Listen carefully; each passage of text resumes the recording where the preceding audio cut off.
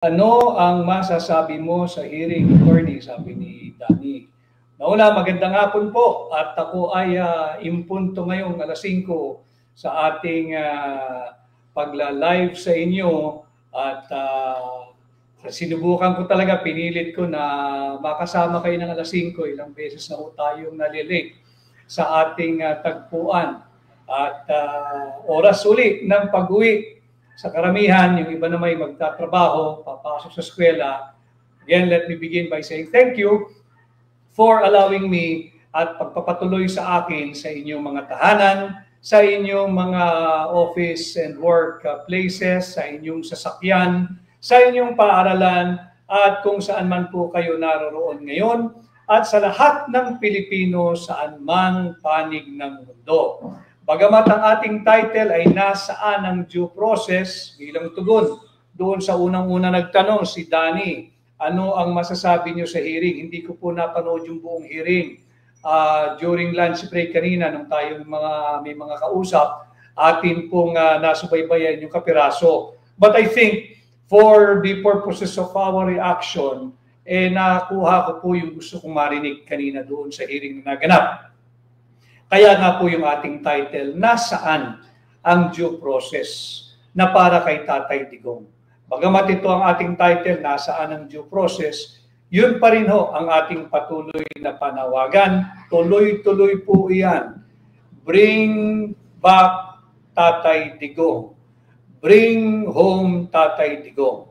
At kagaya po nung ninyo, ako po ay may reaksyon at ito nga ay yung ating napanood kanina. Naabutan ko yung portion na nagsalita ng live via Zoom, I guess, si Vice President Inday Sara Duterte, at ang na-capture kong mensahe niya ay yung ginawa nila yun to demolish political opponent. Ginawa nila yun to demolish the opposition. Yun ang nakuha kong portion ng naging pahayag ni Vice President Inday Sara Duterte. Meron na po tayong dito sa tinatawag nilang Magic Eye, mahigit 1,000 taong live viewers, at meron din tayo dito sa isang pang page na nagamit po tayo ng teleskopyo. Marami na, hindi ko na dami na pong nanonood ng live. So, ang ating pong title ay nasaan ang due process. Ito yung lumabas kanina na talagang salat doon sa tinatawag na due process. Nung inaresto si Tatay Digong at inilipad palabas ng bansa, laban sa kanyang kagustuhan, walang consent, at in spite and despite of his vehement objection that he be brought before a court of competent jurisdiction, before a competent judicial authority, as provided for by Article 59. Naririnig nyo rin kanina, madalas yan, Article 59 ng Rome Statute. Ano po ulit yung Article 59 ng Rome Statute? Ang sinasabi lamang po nun, to simplify, lahat ng taong maaaresto o pakay ng pag-aresto base sa isang warrant of arrest na in-issue ng International Criminal Court, dapat po itong dalhin sa isang competent judicial authority, with emphasis on judicial, hindi competent authority from the executive branch of government. Malinaw po roon, competent judicial authority. So therefore, yung Article 59 left no other room for interpretation. Judicial authority. Sa korte, sa huwes, sa hukom o sa maestrado, dapat dalhin ang taong pakay ng warrant of arrest o ang taong inaresto base sa isang warrant of arrest na inisyu ng isang banyagang jurisdiction, ng isang banyagang korte katulad ng International Criminal Court. Napag-alaman sa hearing kanina na ito ay hindi ibinigay sa akusado. Ito ay hindi ibinigay sa arestado. Ito ay hindi ibinigay kay Tatay Digong, isang Pilipino na dapat sana ay usigin ng korte dito sa Pilipinas, hindi ng banyagang korte, na dapat sana ay usigin ng Pilipinong mang-uusig o prosecutor, hindi banyagang taga-usig, at higit sa lahat, dapat siyang litisin at husgahan ng isang lokal o Pilipinong mahistrado at korte sa Pilipinas, hindi ng banyagang mahistrado, hindi ng banyagang korte, at hindi ng banyagang jurisdiksyon. Malinaw po doon, pinaliwanag kanina. Meron po kasi tayong tinatawag na Doctrine of Constitutional Supremacy. Yung doktrina na nagsasabi, pag nagbanggaan na ang ating mga karapatan, pag nagbanggaan na ang special laws o kung anumang batas, maging ordinansa man yan, maging Republic Act man yan, maging Revised Penal Code man yan, pag yan ay nagbabangga na sa ating mga fundamental rights, sa ating mga basic rights na nakasulat, nakaukit at may garansya sa ating saligang batas, mangingibabaw at mangingibabaw ang linalaman, itinatakda, isinusulat at nakagaransya sa ating saligang batas. Yan po ang simpleng ibig sabihin ng Doctrine of Constitutional Supremacy. Ulitin ko, dito po sa ating diretsyong pakikipag-ugnayan sa inyo, pilit nating pasisimplihin o sa English pa ile-laymanize yung mga naririnig nating termino na hindi po kayo dapat magulat o masindak, sapagkat sisikapin natin manapasimplihin upang pati ang ordinaryong mamamayang Pilipino ay maintindihan, maunawaan at magkaroon ng sarili ninyong pananaw, opinyon, prinsipyo at desisyon, not necessarily na sang-ayon sa aking opinyon o sa aking pananaw. Ang importante, ma-educate ko po kayo, sambayanang Pilipino. Ang importante, bahagi ng aking advokasya, hindi lamang bilang kandidato pagka-senador, hindi lamang bilang senador ninyo, bahagi ng aking advokasya bilang Pilipino, bilang abogado, bilang maiso, ay iangat ang antas ng pampublikong diskurso, maging bahagi ang lahat ng Pilipino, may pinag-aralan, kakaunting kaalaman o profesional, ordinaryong Pilipino, opisyal ng gobyerno o empleyado ng pribado o gobyerno.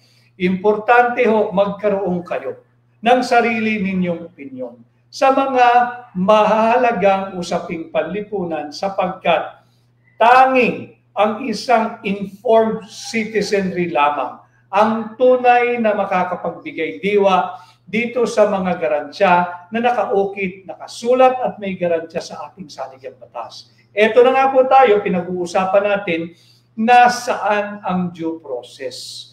Nakita kanina dyan sa ginawang pagdinig sa Senado na salat at hindi na ibigay yung due process, yung standard of due process na dapat ibinigay kay Tatay Digong. Hindi lamang po ito usapin kung ikay makaduterte o hindi. Ito po yung usapin, mahalaga, usapin ng bawat Pilipino. Lumabas din kanina sa hearing yung katanungan, kung ito ay nagawa sa isang dating Pangulo, paano pa ang mga ordinaryong Pilipinong katulad nyo, katulad ko, katulad natin? Paano na yung nagtitinda ng balot sa gabi sa lansangan? Meron ka pa ba kayang aasahang due process? Paano na yung mga market vendors? Paano na yung ating mga motorcycle riders? Paano na yung ating mga vendor sa kalsada na nagkakalakal lang o naghahanap buhay ng marangal? Nasaan ang due process? Ang usapin ng due process ay hindi lamang patungkol kay Tatay Digong o kay dating Pangulong Rodrigo Roa Duterte. Ito ay usaping mahalaga na dapat pag-usapan nating lahat, sapagkat when we speak of the constitutional supremacy being the supreme law of the land, lahat po tayo ay saklaw nito. Lahat po tayo ay dapat may proteksyon dito. Maganda rin na napapag-usapan kanina, yung pangamba na paano, ligtas pa ba ang ordinaryong Pilipino sa kanilang pamamahay laban sa mga pag-abusong pagsisilbi ng search warrant, pag-abusong pagsisilbi ng warrant of arrest, o di kaya yung pag-aresto kahit walang warrant. Ito po yung lumalabas kanina sa pagdinig. Kaya nga po ilang ulit lumabas yung katagang doctrine of constitutional supremacy. Sapagkat may lumalabas na mga sinasabing batas, yung Republic Act 9851, yung Section 17. Ini-invoke po yun kanina sa hearing on the part of the government na yun daw po ang kanilang ginamit, yung RA 9851. Yan po yung batas dito na ipinasa ng ating Kongreso, I think, sometime 2009.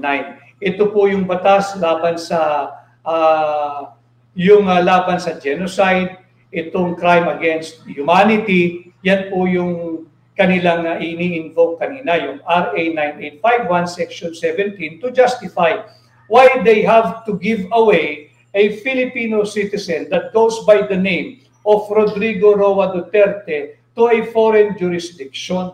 Subalit habang ini-invoke nila yun, hindi ho kasi talaga magtutugma. Pag in-invoke mo yung RA 9851 Section 17, hindi naman ho kasi ang pagbabasa at pag-unawa sa batas ay kada section lamang. Kailangan mong basahin the entire law, the RA 9851, hindi lamang yung Section 17 that tends to favor what the government did in turning over the person of Rodrigo Roa Duterte, our former president, our beloved former president, sa ICC. Dapat po yan basahin mo yung kabuuan at ibangga mo, ikonsulta mo sa ating saligang batas. While it's true, there is the existence of what we call RA 9851. Ito nga po yung batas na ipinasa ng ating lokal na kongreso, yung ating House of Representatives at ng ating Senado, na tumutukoy po sa mga crime against humanity, yung mga genocide, yung mga war crimes. Yan po yan. Subalit, babalik ka sa ating saligang batas. Bakit? The Constitution is the fundamental law of the land. Yan po yung supreme law. Wala pong pwedeng mas mataas sa ating saligang batas na kahit na anong special law or special laws. Hindi pwede yung RA 9851 ay mas mataas o hihigitan niya ang konstitusyon. Sapagkat meron din pong doctrine sa ating jurisprudence that the spring cannot rise above the source. The source of every law, lahat yan hanggang ordinansa, the source of every law is the Constitution. Hindi maaring mas mataas pa ang magiging bisa, saklaw at interpretasyon ng kahit na anong batas, kahit na anong ordinansa, kesa sa ating saligang batas. Ang Biblia ng lahat ng batas ay ang ating konstitusyon. That is why there is this repeated mention of the doctrine of constitutional supremacy. Meaning, yung sinasabi ho nilang RA 9851, baliwala po yun pag ibinalagga mo at ikinumpara mo at inihambing mo doon po sa pinag-uutos ng ating saligang batas. Ano po yun? Babalik po tayo, Article 3, yung Bill of Rights. Yan po muna iikot ang ating mga usapin. Again, sisikapin kong pasimplihin ang mga mahalagang usaping panlipunan para maunawaan po ninyo. Because it is only through an informed, educated, and aware citizenry that we can have an empowered population, that we can have an empowered Filipino nation. Kinakailangan alam mo ninyo. Article 3, Section 1. Anong sinasabi dyan? No person shall be deprived of life, of liberty, or property without due process of law. Malinaw po yan. Saan po papasok yung due process sa ginawa nila kay Tatay Digong? Kung ini-invoke po ng gobyerno yung RA 9851, kinakailangan po yung basahin in relation to, kasi sinasabi ho nila roon, basta't meron na raw pong nasimulang investigation o prosecution, ang isang banyagang jurisdiction, maaari na nilang ibigay yung isang Pilipino doon sa jurisdiction na yon. Basta't nasimulan na yung investigation o yung kaso o yung prosecution.